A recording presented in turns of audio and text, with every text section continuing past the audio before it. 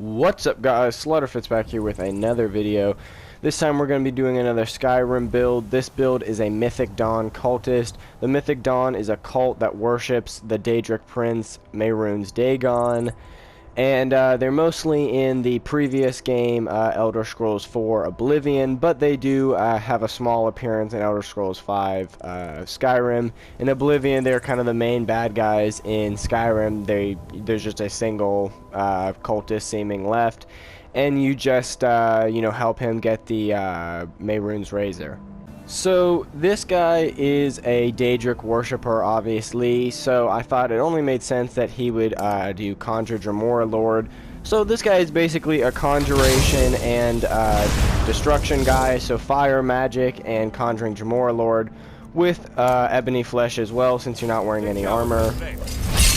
Well, I think the Mythic Dawn robes and the whole outfit in general is a really cool and unique outfit. My only problem with it is, so there's two variants. There's a hooded variant and a non-hooded variant, and I think the hooded one, in my opinion, clearly looks better. The only problem, though, is you can wear circlet with it, but it kind of glitches through it.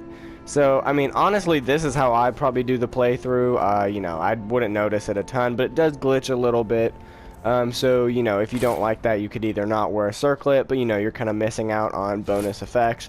So you could just wear the non-hooded version. I think this is the version that the guy you meet who runs the museum in Dawnstar, I think that's the one he wears. But the hooded one, I honestly think the hooded one looks a lot cooler and a lot more cult-like, and kind of, going for the vibe of evil Daedric cultist. So my only other complaint is that you can't enchant the robes because they already are enchanted, but the enchant of Magicka regenerating 75% faster is pretty good, so can't complain too much. So I have a gold ruby necklace that I enchanted, so alteration costs 28% less to cast and increases my magic by 78 points. Gold and ruby circlet. Conjuration spells cost 28% less to cast, as well as destruction spells. Mythic Dawn boots I enchanted, so fire and shock resistance is increased by 42%. And the Mythic Dawn gloves, I didn't notice it until making this build. I've used these gloves before, but I've never noticed it. Only one of them has the wristband thing, which is kind of funny looking, but whatever. So the Mythic Dawn gloves increases your magic by 78 points. Sneaking is 45% better. I just did the sneaking so, if I'm getting messed up, I can get away from enemies easier. Because, sometimes with the conjuration guys, it's like, okay, focus on my guy, and I'm going to go sneak away and, heal myself.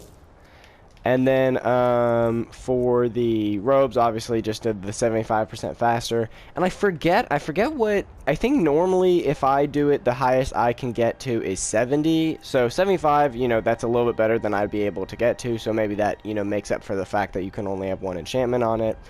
And then the silver garnet ring I enchanted, so my magicka is increased by 70 points, and my magicka regenerates 70% faster. So yeah, the highest I've been able to get is 70%, and this does 75. So I guess that is a little bit better than what I would be able to do. So for conjuration, you want to go ahead and get novice all the way through expert, and then do the Atronach side, so you get summoner 2, so you can summon things 3 times as far away. And then Atromancy, so double duration. Elemental potency, so they're 50% more powerful. And I'm not quite sure if that means more damage or more health or both. I'm not sure what that means. And twin souls, you can have 2. So I can actually conjure 2 of these guys. And I'm going to be honest, this might be the most overpowered build in the game. 2 Dremora Lords will fuck up literally anything in the game. And then for destruction, you want to get novice all the way through expert, so you can do the incinerate, and then just get augmented flames too, so they do 50% more damage. I don't ever get intense flames because I don't like dealing with fleeing people. Also, it's just not really helpful. I put a decent amount into restoration. I got novice and apprentice as well as regeneration, so they cure 50% more. And then dual casting and recovery too, so my magicka regenerates 50% faster. And then for alteration, you want to get novice all the way through expert, so you can do ebony flesh, and then stability, so they have a greater duration. And then mage armor 3, so it's 3 times as strong if you're not wearing any armor, which I'm not. And then magic resistance 3, so you block 30% of spells effects. And you can get dual casting. I don't have it because my plan is kind of running up with ebony flesh and fireballs, and then doing Dremora Lord. So, you know. I didn't dual wield it, but you can. It will make it, I'm not sure if it makes it better or just lasts longer. I kind of forget. Alright, guys, we're here at Karthspire Camp to go ahead and test out this build a little bit. Let me do ebony flesh so I don't get messed up. I don't really see anyone. Okay, I guess I hear someone yelling. Okay, here's some guys. Ouch.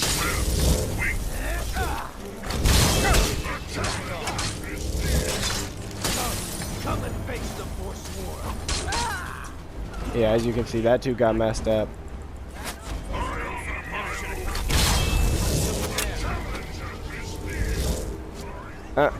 Yeah, they sometimes can get stuck on stuff like that. That can be kind of a downside of Conjuration.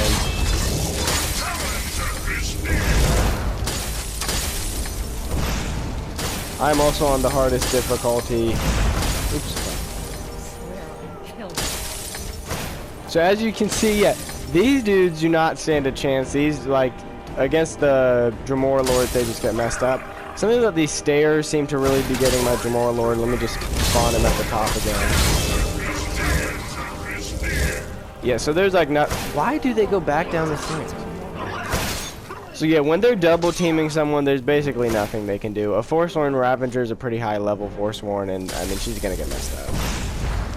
The only hope they have is running away, and you know, it doesn't look too good. I can. Also, because I have so much magic, I can just spawn new ones that are right next to her.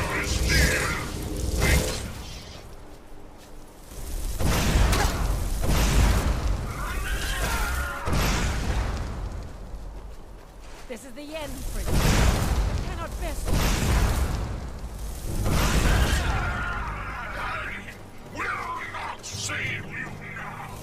And the Dremora sound awesome. Their voices are so good. A Pillager is another pretty high level one. She's gonna get messed up. Yeah, so you basically, you can just kind of stand back and watch these guys, you know, rip them up, and then you just kind of, you know, provide artillery, and yeah. It works like a well-oiled machine, I'd say. I'd say it's probably the best strat in Skyrim, if I'm being honest. You're as good as me.